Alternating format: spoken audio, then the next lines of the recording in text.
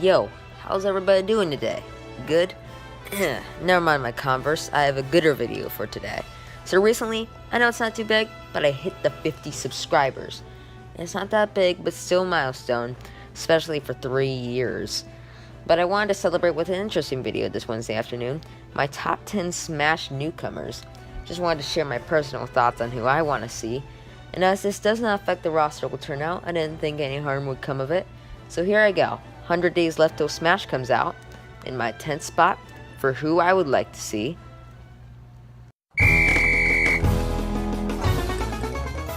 Isabelle, from the Animal Crossing series. Anyone who has at least watched my channel for over a year and a half or so should know I adore Animal Crossing and its gaming style. I love playing as Villager, though I'm not very good at his combos. The main reason I put Isabelle higher up, especially due to her rising popularity with Verge Ben as well. I just don't think she has much moveset to choose from after dear old Villager came along. Sorry, this is my first time using a script and it's kind of weird to me.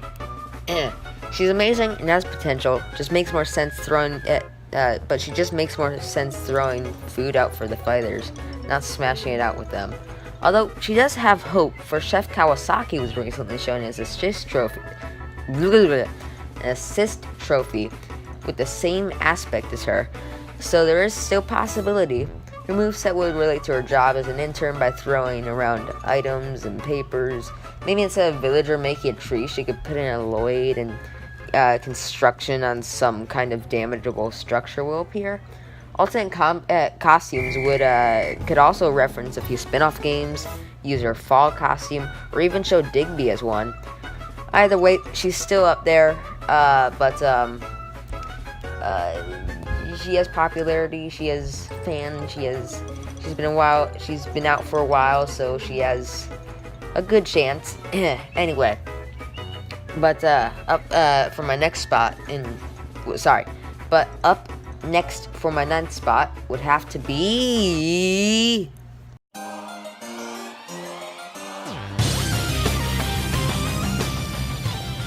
Bandiddly D. Kirby series. I love the little guy, and it warms my heart every time I see Kirby. And every time I see in a Kirby game, I see the little guy rebelling and helping out Kirby instead. It's the cutest thing. The style is so good, and Kirby's such a great game. He'd represent the first spear fighter in the series, and even Masahiro Sakurai knows of his existence, having helped in the creation of the Kirby series. It's just more characters stick out to him, and Bandana D is just too loose a character with little to no background whatsoever to stand upon. Also, people still think that adding the Big D would have controversy, as though it's like almost adding a Goomba into the game. But let's be honest, who wouldn't want to see a Goomba down smashing the competition? Dealing would use his propeller spear as a recovery, and he could get away with some nasty hits with a down air attack.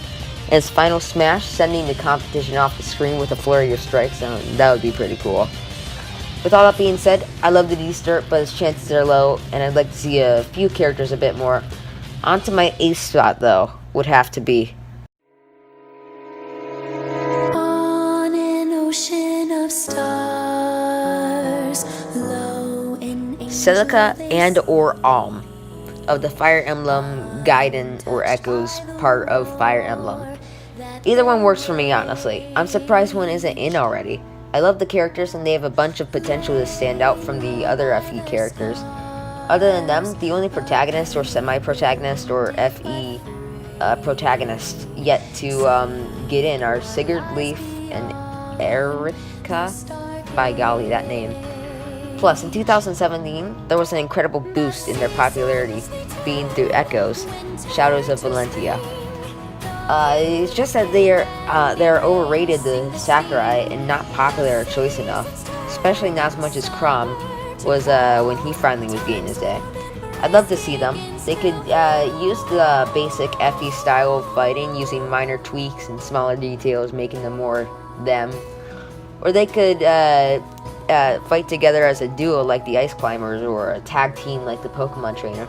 What about you guys? What do you think? Anyway, so that's my opinion. On to my 7th spot.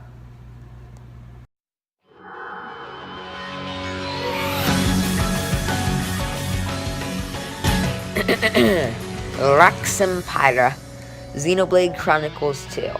When Shulk was finally given the green light to play ball and Smash, of course people were excited. What would really blow away is doing the impossible and putting these two characters in. They are very fresh, new, translating to golly. In terms of characters, Sakurai is focusing on putting in highly popular characters in the game. Rex and Pyra aren't as popular as Isabelle or BD, but they did come and they did come in very late for the roster choices. Very bad odds. But if they did get in, the whole idea would be smacked out of the water with one hefty slap, and the two would represent the other side of the Xenoblade universe. I can see them working as a pair like a Pokemon trainer where Pyra is giving strength in the background while Rex is fighting. I'm also imagining beautiful HD stages coming with them too. I can also see their final smash using Burning Sword or calling a Mythra to deal even stronger cinematics attacks. Also, while you're at it, Sakurai, throw Nia to as an assist, thank you. But hopes still can't get too high. Anyway though, next up in my 6th spot would have to be, and get ready for this, Labo Man. Now, please hear me out on this one. I wasn't very keen of the idea either until I thought of the moveset. It would be magnificent and really make him a popular choice to play as just for the kicks. Major problems being a series just released earlier this year and Labo Man isn't even an official character in itself. Sakurai is also looking for more popular characters who've been asked for years, not months or at all in that matter. Still, I'd be down to see how Sakurai would interpret the character and if he did in DLC. Otherwise, there's seriously no hope for this guy until Smash 6 comes out in 2028. Yeah. But again, I'd love to see this dude coming in, using a fishing rod as a grab, maybe a shield being a house, turning into a giant robot for a final smash, using that bug thing as a moving bomb like Bowser Jr.'s down smash, and dashing around on his invisible bike. Also, for like alternate costumes, he could use like different colors of Switch controllers, or maybe even like designs that's been used for Switch controllers, such as like that one Joy-Con sticker that came with the Sonic Forces game, and other stuff like that. That'd be pretty cool.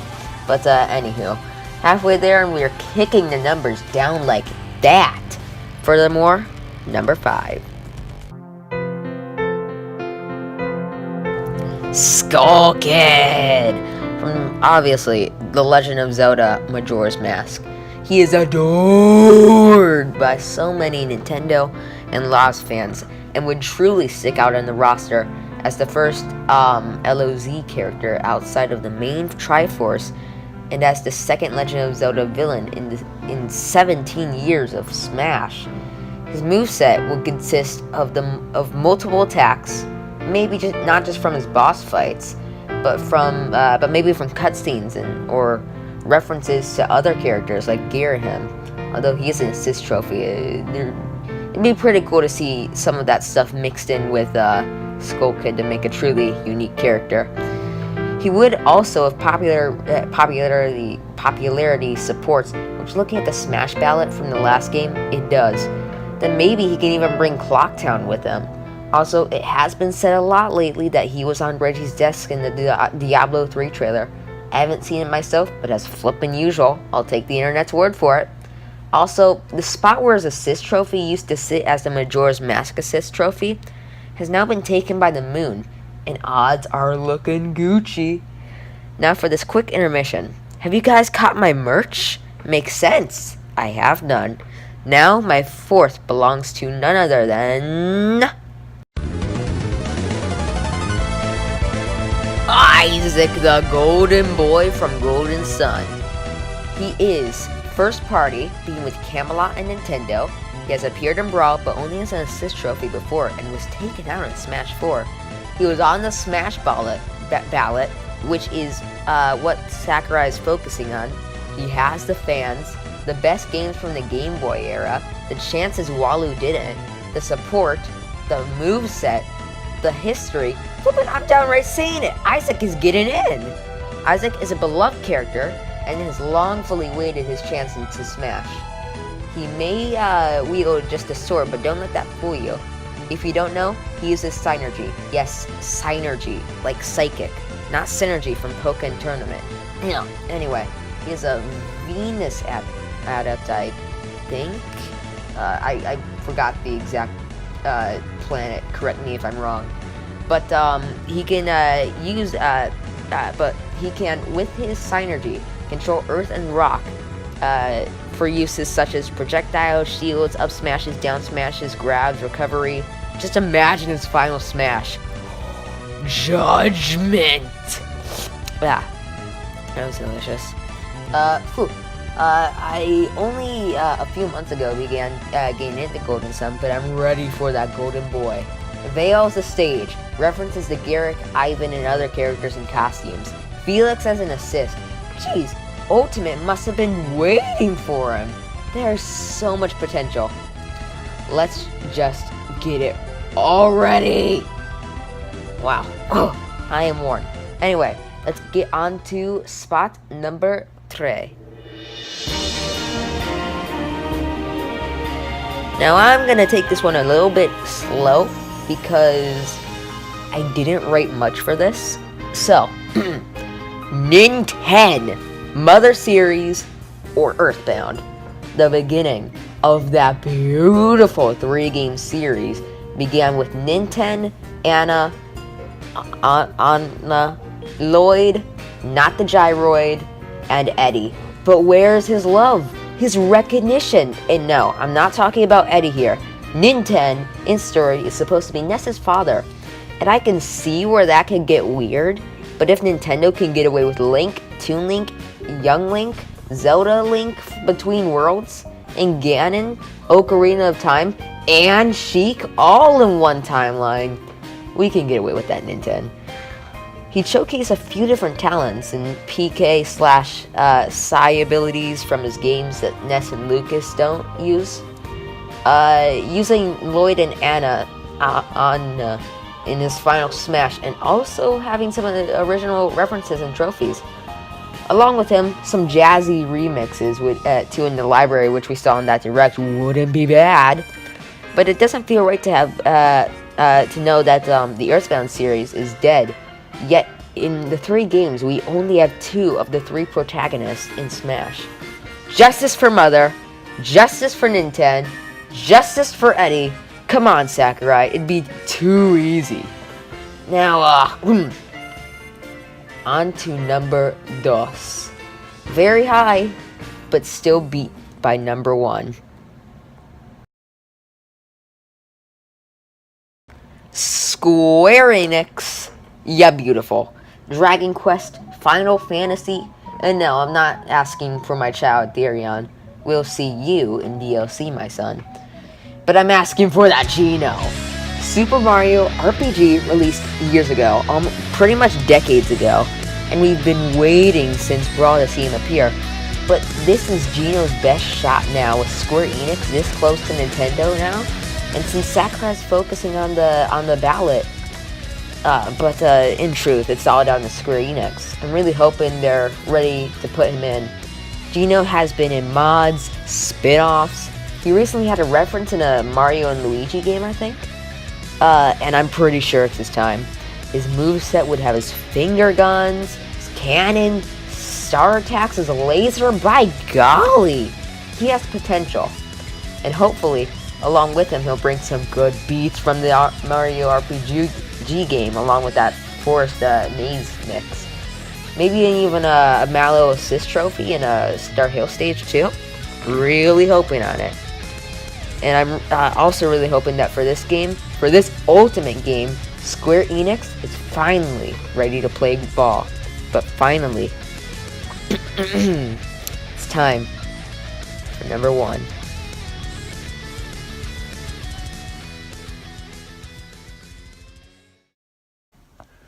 Honorable mentions being Decidueye, whom I love to see you as my starter, is just as much as my starter from my first run of Moon Incineroar, or my second run starter for Sun Primarina.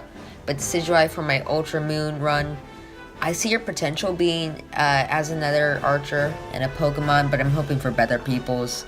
Octolings, I'd love to see ya, but the flooding popularity of Inklings and Smash kind of pushed you out of the way for me and down popularity in the actual expansion.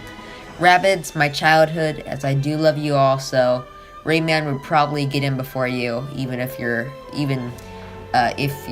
beautiful crossover with Mario was so recent. Magnus from Kid Icarus, I loved your character, but you're just not as big enough alongside Simon and Link as the gruffy hero of their race. And Spyro, you are amazing, as I faintly remember as a child I loved you through the Skylander series, and I recently got into your actual series, but I just feel Activision would take Crash over you if they could. Not much of a Crash fan myself, but yeah, let's get right into number 1.